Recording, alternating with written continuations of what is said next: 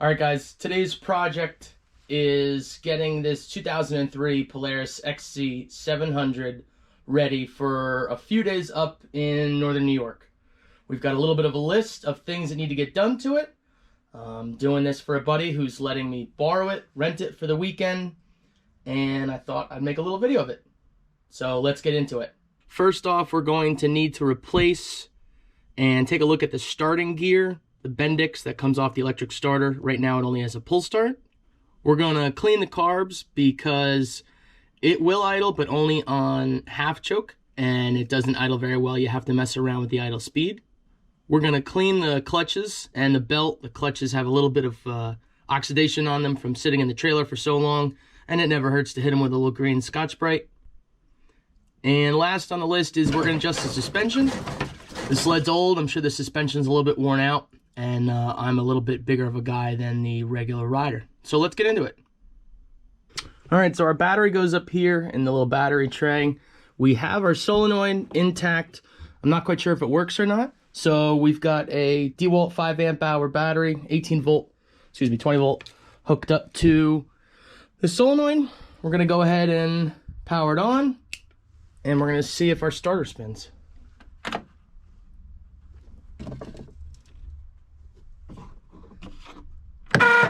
Oh,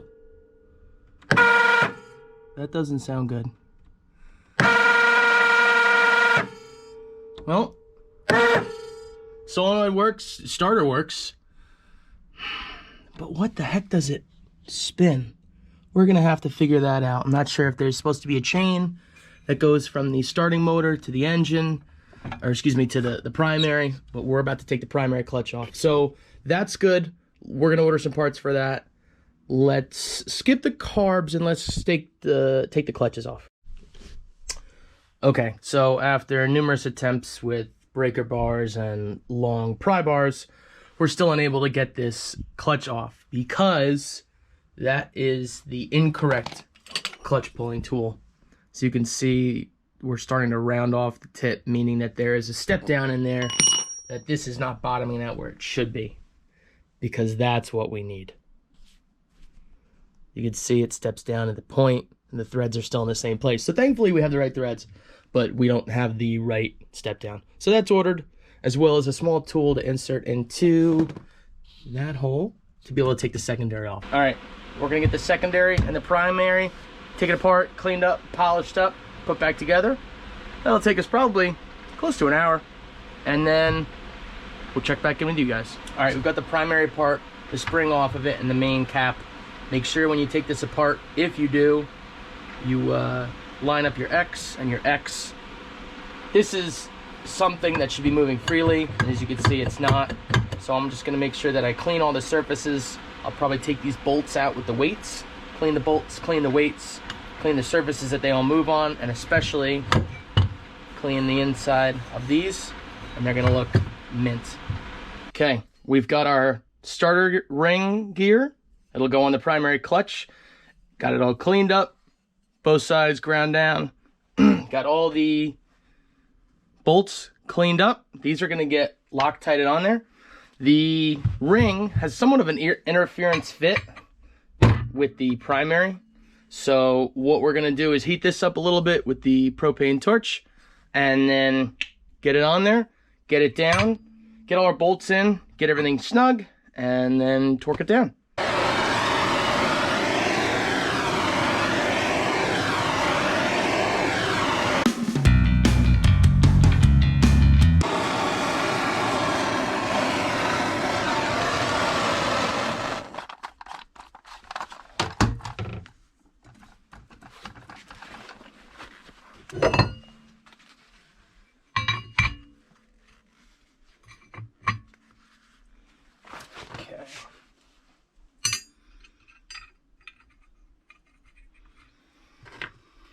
What I'm going to do before everything gets Loctited is get this cinched down.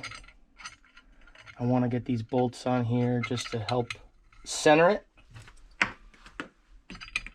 Bolt down.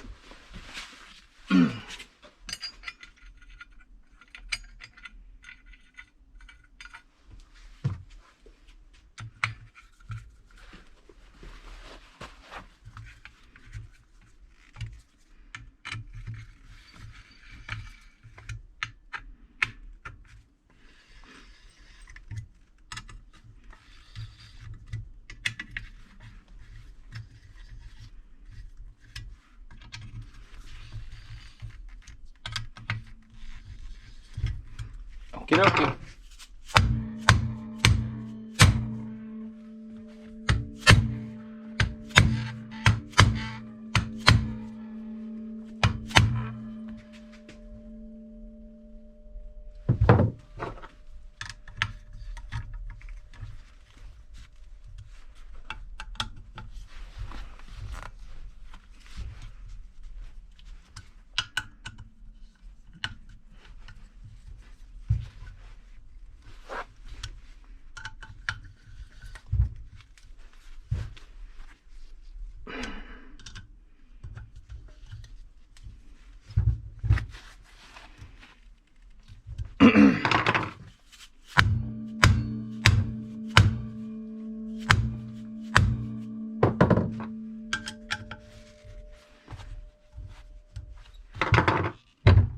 All right, we are bottomed out. I don't know if you guys can see right there, the gear plate is already bottomed out. There is a gap right here, but that's okay.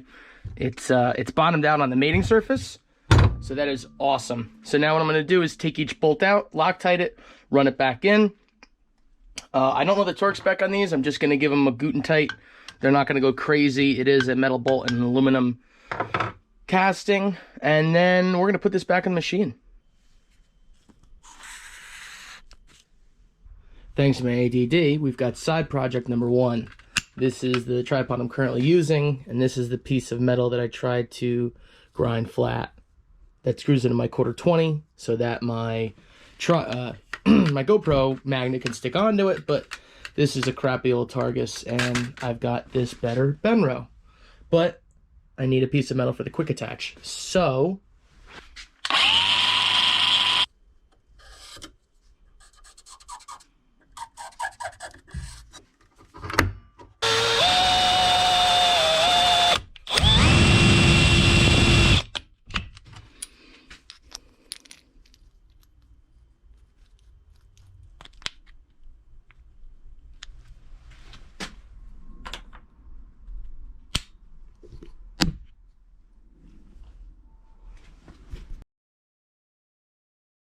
all right, got the carburetors off. They're flat slide, I don't know.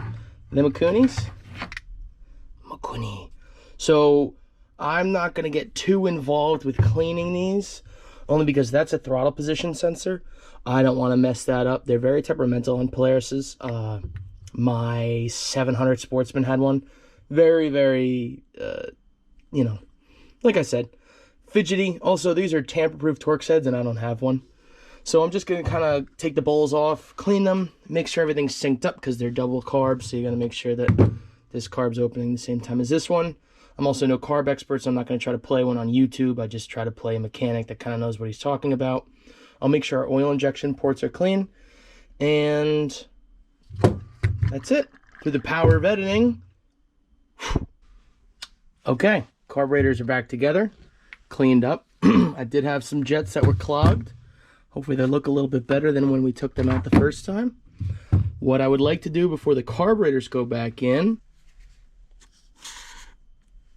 is address the mouse house and possibly old tenants of it that's underneath the engine.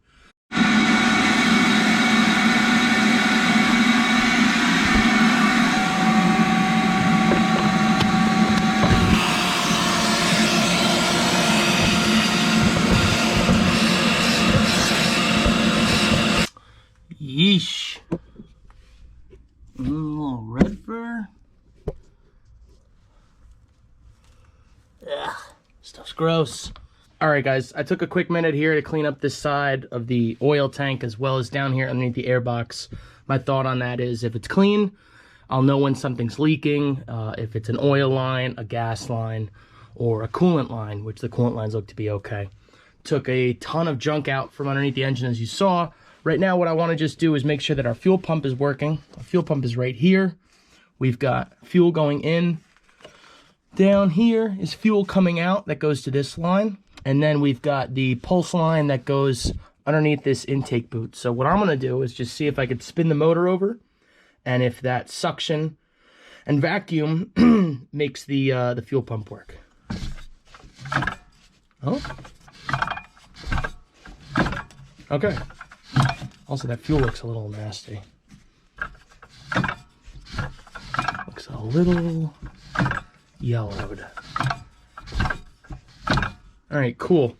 Okay, guys, this video is getting a little bit long. We're going to stop it here. Make sure you tune into part 2, where we're going to adjust the suspension, get everything buttoned up back on the sled, and then hopefully ride it in upstate New York. So we'll see you then. Thanks for watching.